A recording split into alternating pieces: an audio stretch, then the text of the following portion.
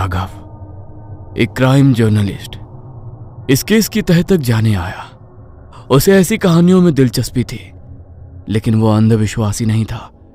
ऐसे ही एक रात जब किसी की मौत हुई, अगली सुबह वो थाने पहुंच गया और उसने पुलिस से पूछा, सर, ये तीसरी मौत है, कोई क्लू? नहीं, किसी ने मारने वाले को नहीं देखा। वो कोई पैटर्न? हाँ, मरने से पहले 2 लोगों ने कहा उन्हें किसी बच्चे की आवाज आई थी। ये सीसीटीवी फुटेज देखो। इंस्पेक्टर के कहने पर राघव ने एक सीसीटीवी फुटेज देखा। रात के करीब 2:17 पर एक आदमी सड़क पर चल रहा था।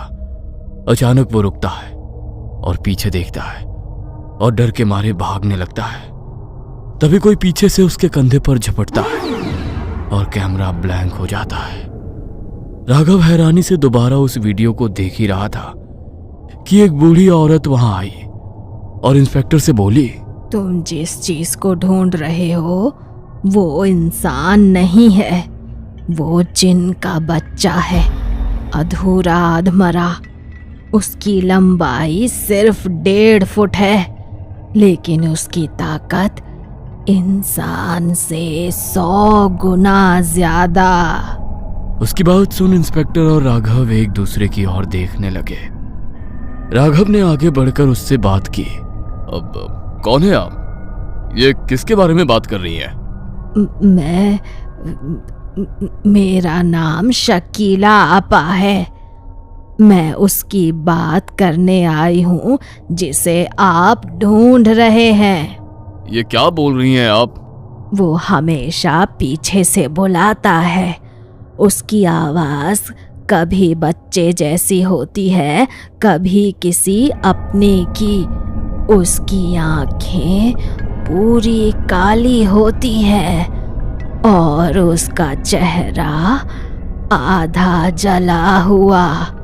वो परछाई खा जाता है। जिसकी परछाई वो खा ले, वो इंसान धीरे धीरे अंदर से खत्म हो जाता है। आप बेमतलब की अफवाह मत फैलाओ। ये अफवाह नहीं है, सच है। आप बस लोगों को बोल दो कि अगर पीछे से कोई आवाज आए तो मुड़ कर ना देखें। 21वीं सदी में 18वीं सदी की बातें कर रहे हो। लोग हम पर हंसेंगे कि हम कातिल को नहीं ढूंढ पाए, तो अफवाह फैला रहे हैं। राघव शकीला आपा की बातें सुन रहा था। उसकी आंखें देखकर उसे यकीन होने लगा कि यह औरत झूठ नहीं बोल रही है। ये सच है या अफवाह? इसका पता मैं लगा कर रहूंगा। मैं खुद इसका पता लगा कर रहूंगा। राघव ने तय किया, आज रात वो खुद बाहर जाएगा। वो अंधेरी रात में बाहर निकला। रात के 2 बज रहे थे। सड़क खाली थी। अचानक किसी बच्चे की आवाज आई, भैया। आवाज सुन राघव रुक गया। आवाज पीछे से आई थी। उसका दिल जोर से धड़कने लगा। भैया, मुझे घर जाना है। राघव ने धीरे धीरे पीछे देखा और जो उसने देखा उसकी रूह कांप गई। वहां एक छोटा सा बच्चा खड़ा था, लेकिन उसका शरीर टेढ़ा मेढ़ा था। हाथ लंबे, पैर उल्टे, चेहरा आधा जला हुआ और आंखें पूरी काली, बिना पुतली के। वो धीरे से मुस्कुराया और फिर अचानक वो जमीन से उछला और सीधा राघव के सीने पर आ गिरा। अचानक झटके से राघव जमीन पर गिर पड़ा। उसे लगा जैसे उसकी सांस रुक रही है। वो चीज उसकी छाया को पकड़ने की कोशिश कर रही थी। राघव खुद को बचाने की कोशिश कर रहा था, मगर वो कामयाब नहीं हुआ। अंधेरे में उसकी चीख गूंजने लगी। तभी राघव को शकीला आपा की बात याद आई कि लोहे से वो डरता है। उसने जेब से चाबी निकाली और उस पर वार किया। जैसे ही राघव ने उस पर वार किया, वो चीख कर पीछे हट गया और फिर गायब हो गया। मगर साथ ही गायब हो गई राघव की परछाई। यह देख राघव को डर लगने लगा, क्योंकि शकीला आपा ने बताया था कि जिस इंसान की परछाई को वो खा ले, वो धीरे धीरे खत्म हो जाता है। राघव तुरंत शकीला आपा के पास पहुंचा और उन्हें सारी बात बताई। ये तो बहुत बुरा हुआ। अब तुम्हें कोई नहीं बचा सकता। मेरे साथ चाहे कुछ भी हो जाए, मगर अब मुझे उसे खत्म करना है। मुझे उसके बारे में सारी बात बताओ, और आपको उसके बारे में सब कैसे पता ये बताओ। बूढ़ी शकीला आपा ने जब राघव को सारी बात बताई तो उसको उनकी बातों पर यकीन ही नहीं हुआ। यहाँ एक रसूखदार व्यक्ति के कहने पर तांत्रिक ने इसे बुलाया है ताकि लोग डरकर उस कॉलोनी को खाली कर दें और करोड़ों की जमीन बिल्डर को कोड़ियों के भाव में मिल जाए। और आज राघव को निशाना बनाना भी प्लान का ही हिस्सा था, ताकि न्यूज़पेपर के जरिए लोगों तक ये बात जल्दी से पहुंच जाए। आपको ये सब कैसे पता? मरने वाले में सबसे पहला इंसान मेरा पति था। उसकी परछाई गायब थी। तब मौलवी जी ने सारी बात पता की और वो पुलिस को कुछ बता पाती ताकि वो लोगों की मदद कर पाए। उसके पहले ही उन्हें भी मार दिया गया। वो ये सब खुद के फायदे के लिए कर रहा है। तुम जो कोई भी हो, मुझे नहीं डरा सकते। मैं दोबारा तुम्हारा सामना करने के लिए आ रहा हूँ। कहते हुए राघव ने फैसला किया वो उस जगह जाएगा जहां ये सब शुरू हुआ था। वो एक पुराना खंडहर था। रात के करीब 3 बजे। हवा भारी थी और अंधेरा बहुत गहरा था। वहां अचानक चारों तरफ से आवाजें आने लगी। भैया, राघव, मुझे बचाओ। राघव घबराकर इधर उधर देखने लगा और फिर वो सामने आया। इस बार और भी भयानक। उसका शरीर जगह जगह से फट रहा था। अचानक उसका पूरा शरीर फट गया और उसके अंदर से एक काला धुआं निकला। एक बड़ा डरावना जिन्न। उसे देख राघव ने शकीला आपा के बताए मंत्र पढ़ना शुरू किया और उसने जिन्न के आसपास लोहे की साकल का घेरा बनाया। जिन्न चीखने लगा और फिर धीरे धीरे गायब हो गया। राघव को लगा 1.5 फुटिया खत्म हो गया। अगले दिन सब कुछ सामान्य लग रहा था।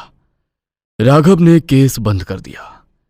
लेकिन उसी रात जब वो सो रहा था, उसे पलंग के नीचे से आवाज आई। भैया।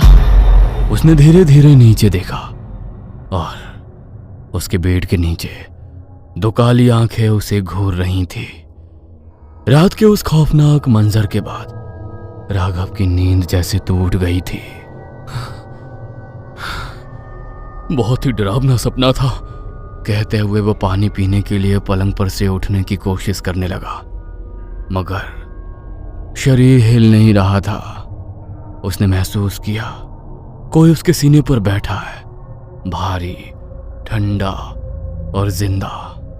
धीरे धीरे उसकी आंखें नीचे गईं और वहां वही काली आंखों वाला 1.5 फुटिया वो मुस्कुरा रहा था। अब तू मेरा है, तुझे कोई नहीं बचा सकता। राघव चीखना चाहता था, लेकिन आवाज उसके गले से बाहर नहीं आई। मगर जब वो सुबह उठा तो सब कुछ नॉर्मल था, लेकिन उसकी परछाई अब उसकी नहीं थी। राघव ने ऑफिस के लिए तैयार होते वक्त खुद को आईने में देखा। सब ठीक था, लेकिन जैसे ही उसने आवाज सुन पीछे देखा, उसकी परछाई उसके साथ नहीं हिल रही थी। वो अलग खड़ी थी और उसे घूर रही थी। अचानक परछाई ने मुस्कुराई और धीरे से फुसफुसाई, वो आ चुका है। राघव पीछे मुड़ा, मगर वहां कोई नहीं था। अब राघव जहां भी जाता उसे वही आवाज सुनाई देती। भैया। ऑफिस में, सड़क पर, यहां तक कि फोन कॉल में भी। एक दिन उसने कॉल उठाया तो दूसरी तरफ से सिर्फ सांसों की आवाज आ रही थी। ये सांसें उसे अपने कंधे पर महसूस हो रही थी। तो उसने पीछे देखा तो वहां 1.5 फुटिया खड़ा था। राघव ने तुरंत फोन फेंक दिया, मगर अचानक फिर वो गायब हो गया। राघव ने सोचा ये सब उसका वहम है, लेकिन उसी दिन उसे खबर मिली जिस आदमी को उसने सीसीटीवी में देखा था कि जो कि मर चुका था, वो वापस आ गया है। लेकिन वो इंसान नहीं था। उसकी आंखें खाली थीं, बेजान चेहरा और उसकी परछाई गायब थी। राघव फिर शकीला आपा के पास गया। वो उसे देखकर घबरा गई। तू बच्चा नहीं है, वो अब तेरे अंदर आ चुका है। मतलब? 1.5 फुटिया सिर्फ शिकार नहीं करता, वो अपने लिए शरीर ढूंढता है और तू उसका अगला घर है। यह नहीं हो सकता। उस रात राघव को लगा जैसे उसका शरीर खुद चल रहा है। उसके हाथ टेढ़े मेढ़े हो गए थे। राघव के गले से निकलने वाली आवाज भारी फटी हुई थी और उसके शरीर से किसी पुरानी कब्र की सड़न जैसी बदबू आ रही थी। भैया। राघव का हाथ अपने आप उठा और उसने आईने पर एक जोरदार मुक्का मारा। आईना चकनाचूर हो गया, लेकिन ताज्जुब की बात यह थी कि राघव के हाथ से खून नहीं निकला। टूटे हुए शीशों के टुकड़ों में उसे अपनी शक्ल नहीं, बल्कि उस 1.5 फुटिया के चेहरे नजर आ रहे थे। ये देख राघव पागलों की तरह कमरे से बाहर भागा। सड़क पर सन्नाटा था, लेकिन उसे अपने पीछे सैकड़ों कदमों की आहट सुनाई दे रही थी। उसने एक स्ट्रीट लाइट के नीचे रुककर अपनी परछाई देखी। वो परछाई अब जमीन पर लेटी नहीं थी, बल्कि दीवार पर एक 3 साल के बच्चे की तरह सीधी खड़ी थी। परछाई ने अपना हाथ उठाया और राघव का गला घोटने का इशारा किया। अचानक राघव को सच में घुटन महसूस होने लगी। उसका दम फूलने लगा। तभी उसे शकीला आपा की एक और बात याद आई। जिन रूह नहीं, आग और धुएं की औलाद है, उसे बुझाने के लिए खुद को जलाना पड़ता है। राघव खुद को बचाने के लिए लड़खड़ाते हुए उसी तांत्रिक के ठिकाने की ओर बढ़ा जिसका जिक्र शकीला आपा ने किया था। शहर के बाहरी इलाके में स्थित एक पुरानी चमड़े की फैक्ट्री। वहां पहुंचते ही उसने देखा कि वो रसूखदार बिल्डर और वही तांत्रिक एक जलते हुए कुंड के पास बैठे थे। महाराज, बलि पूरी हुई। अब राघव का शरीर उस जिन का पक्का घर है। अब ये पत्रकार वही लिखेगा जो हम चाहेंगे और पूरी कॉलोनी डर के मारे खाली हो जाएगी। राघव, जिसके अंदर अब वो 1.5 फुटिया पूरी तरह हावी हो चुका था, एक झटके में उनकी ओर झपटा। उसकी रफ्तार किसी इंसान जैसी नहीं थी। उसने तांत्रिक का गला पकड़ लिया। तूने मुझे बुलाया, लेकिन तूने मुझे कैद करने की कोशिश की। अब मैं किसी का गुलाम नहीं हूं। फैक्ट्री में चारों ओर आग लग गई। राघव के शरीर के अंदर एक जंग छिड़ गई थी। एक तरफ पत्रकार राघव की आखिरी बची हुई चेतना और दूसरी तरफ वो खौफनाक 1.5 फुटिया। राघव ने देखा कि सामने तेजाब का एक बड़ा टैंक खुला पड़ा है। उसने अपनी पूरी इच्छा शक्ति बटोरी और चिल्लाया, यदि यह शरीर तुम्हारा घर है और यही तुम्हारा ठिकाना है, तो मैं इस ठिकाने को ही बर्बाद कर दूंगा। साथ में तुम भी खत्म हो जाओगे। बिल्डर और तांत्रिक की चीखों के बीच राघव ने उस जलते हुए कुंड से आग उठाई और खुद को आग लगा ली। जैसे ही आग की लपटें उसके जिस्म को छूने लगी, उसके अंदर से एक दिल दहला देने वाली चीख निकली। वो 1.5 फुटिया धुआं बनकर बाहर निकलने की कोशिश करने लगा, लेकिन राघव ने लोहे की एक भारी चेन अपने हाथ में लपेटकर खुद को और उस धुएं को जकड़ लिया। अगले ही पल एक जोरदार धमाका हुआ। अगली सुबह पुलिस को वहां सिर्फ राख मिली। ना राघव का शरीर मिला, ना ही वो रसूखदार बिल्डर। केस फाइल में लिख दिया गया कि गैस लीकेज की वजह से हादसा हुआ।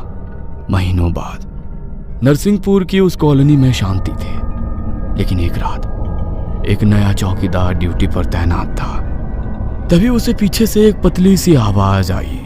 भैया, यहाँ बहुत अंधेरा है, थोड़ी सी रोशनी होगी क्या?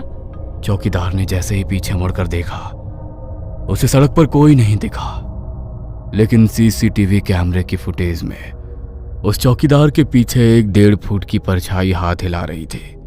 राघव तो चला गया था, लेकिन वो 1.5 फुटिया अब भी जिंदा था।